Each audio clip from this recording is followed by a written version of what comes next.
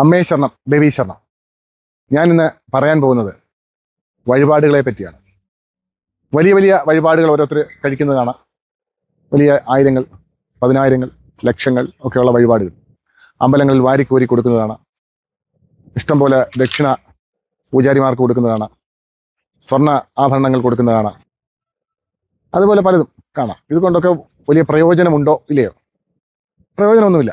അതൊക്കെ അമ്പലത്തിൻ്റെ നടത്തിപ്പിന് നല്ലതാണ്. അതുകൊണ്ട് പ്രത്യേക ഗുണം നമുക്ക് നമ്മുടെ ജീവിതത്തിൽ, നമ്മുടെ ഭൗതിക ജീവിതത്തിൽ വലിയ ഗുണം കിട്ടുമെന്ന് കരുതുന്നുണ്ടെങ്കിൽ അത് മണ്ടത്തരമാണ്.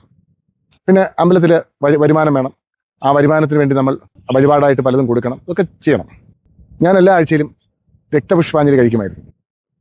ഇപ്പം കഴിക്കാറില്ല. കാരണം എന്ന് വെച്ച് കഴിഞ്ഞാൽ അമ്പലങ്ങളിൽ ചെന്നാൽ തൊഴാനുള്ള സമയമില്ല. ക്യൂ നിൽക്കണം. ഒരു കൗണ്ടർ ഒരാളേ ഉള്ളൂ. പിന്നെ ക്യൂ നിന്ന് വേണം ഈ വഴിപാട് രസീത് എഴുതിക്കാൻ. വലിയ ബുദ്ധിമുട്ടാണ്. നമ്മൾ അമ്പലത്തിൽ കയറി ജപിക്കേണ്ട സമയം ക്യൂവിൽ നിൽക്കേണ്ടതായിട്ട് വരും.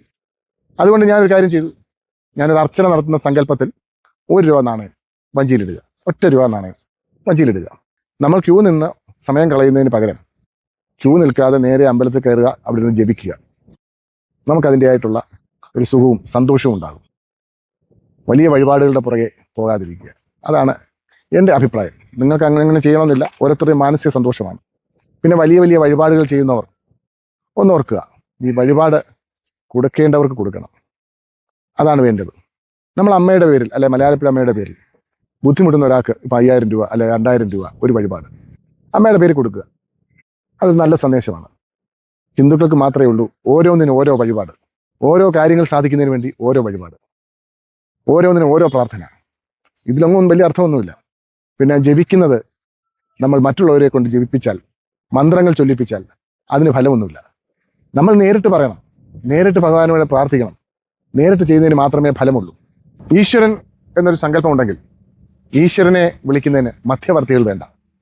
നമുക്ക് നേരിട്ട് വിളിക്കാം, നേരിട്ട് കാര്യങ്ങൾ പറയാം, നേരിട്ട് മന്ത്രങ്ങൾ ജപിക്കാം. അതിനോളം ഫലം നമ്മൾ കൂലിക്കാരെ വെച്ച് നടത്തിയാലില്ല. അതാണ് വാസ്തവം. കൂലിക്കാർ പറയുമ്പോൾ അതിന് തക്ക തീവ്രത വരും. ഇപ്പം എൻ്റെ ഒരു കാര്യം ഞാൻ നിങ്ങളോട് പറയാം, നേരിട്ട് പറയാം. എൻ്റെ ഒരു വിഷമത, എൻ്റെ ഒരു സന്തോഷം, എൻ്റെ ഒരു ക്രോധം ഞാൻ നിങ്ങളോട് നേരിട്ട് പറയുക. അപ്പോൾ അതിൻ്റെ വികാരം വരും. എന്നാൽ ഞാൻ ഒരാളെ വെച്ച് പറയുക കൂലിക്ക്, നീ എൻ്റെ ഒരു വിഷമം പോയി പറ, അതിന് ആ വികാര ചോർച്ച വരും.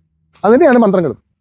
എനിക്ക് എൻ്റെ ആഗ്രഹങ്ങൾ, അല്ലെങ്കിൽ എൻ്റെ വിഷമതകൾ, എൻ്റെ ദുഃഖങ്ങൾ ഒക്കെ ഞാൻ ദൈവത്തോട് നേരിട്ട് പറയുമ്പോൾ എന്തെങ്കിലും ഗുണം കിട്ടുന്നതിൻ്റെ അത്രയും മധ്യവർത്തികളിലൂടെ കിട്ടില്ല. ഇനിയും ദൈവം അനുഗ്രഹിച്ചാലുള്ള കാര്യം ഞാൻ പറയുന്നത്. അങ്ങനെ പറഞ്ഞാൽ ഉടനെ കിട്ടും എന്നൊന്നും ഞാൻ വിശ്വസിക്കുന്നില്ല. നമുക്കിതൊരു മാനസിക സന്തോഷവും ഒരു പോസിറ്റീവ് എനർജിയാണ് ഈശ്വര വിശ്വാസം. ഇപ്പം നമ്മളൊരു കാര്യം പ്രാർത്ഥിച്ചാൽ എനിക്കൊരു 100 കോടി ലോട്ടറി കിട്ടണം, ഒന്നും കിട്ടത്തില്ല. അപ്പോൾ ഇതാണ് വേണ്ടത്. അമ്പലങ്ങളിൽ പോയി വഴിപാടിന് ക്യൂ നിൽക്കരുത്. വഴിപാട് നടത്താൻ സൗകര്യപ്രദമായി വരികയാണെങ്കിൽ നമ്മൾ പൈസ മുടക്കി ചെയ്യാം. കാരണം എന്ന് വെച്ചാൽ അമ്പലവും നടന്നു പോകണം. അവിടുത്തെ പൂജാരിമാർക്കും അമ്പലവാസികൾക്കും അമ്പലത്തിലെ ജോലിക്കാർക്കും ഒക്കെ ശമ്പളവും കൊടുക്കണം. അപ്പോൾ ഇതൊക്കെ ആവശ്യമാണ്. അതൊന്നും ഞാൻ തീർത്ത് എതിര് പറയുന്നില്ല. പറഞ്ഞാൽ ശരിയല്ല. കാരണം അമ്പലം കൊണ്ട് ജീവിക്കുന്നവർക്ക് ജീവിക്കണം. പക്ഷേ നമ്മളുടെ സമയം കളഞ്ഞ് ക്യൂ നിന്ന് വഴിപാട് രസീത് എടുക്കുന്നതിനോട് എനിക്ക് യോജിപ്പില്ല. നമ്മുടെ സമയം അമ്പലത്തിൽ വഴിപാട് രസീതിൻ്റെ ക്യൂവിലല്ല കളയേണ്ടത്. ഭഗവതിയുടെ അല്ലെങ്കിൽ ഭഗവാന്റെ മുമ്പിലാണ്. അവിടെ നിന്ന് ജപിക്കാനും അവിടെ ധ്യാനിക്കാനും അവിടെ സ്വസ്ഥമായി ഇരിക്കാനും ഒക്കെയാണ് നമ്മൾ അമ്പലങ്ങളിൽ വരുന്നത്. ക്യൂവിൽ നിന്ന് ഇടികൊള്ളാനല്ല എന്നാദ്യം മനസ്സിലാക്കുക. ഈ ക്യൂവിൽ നിർത്തുന്ന അമ്പലക്കാർക്ക് ഉള്ള ഒരു മുന്നറിയിപ്പും കൂടാണ്. നമ്മൾ വഴിപാട് എടുത്തില്ലെങ്കിൽ അമ്പലത്തിൽ വരുമാനം കുറയും. നമ്മൾ ചെന്നാൽ പെട്ടെന്ന് വഴിപാട് രസീതുകൾ കിട്ടുന്ന അവസ്ഥ ഉണ്ടാക്കാൻ അവർ നടപടി സ്വീകരിക്കണം. ഇല്ലെങ്കിൽ നമ്മൾ വഴിപാട് രസീത് എടുക്കത്തില്ല, വഴിപാട് കഴിക്കത്തില്ല. 1 രൂപ നാണയം വഞ്ചിയിലിടും. അതാണ് ഇന്നത്തെ സന്ദേശം.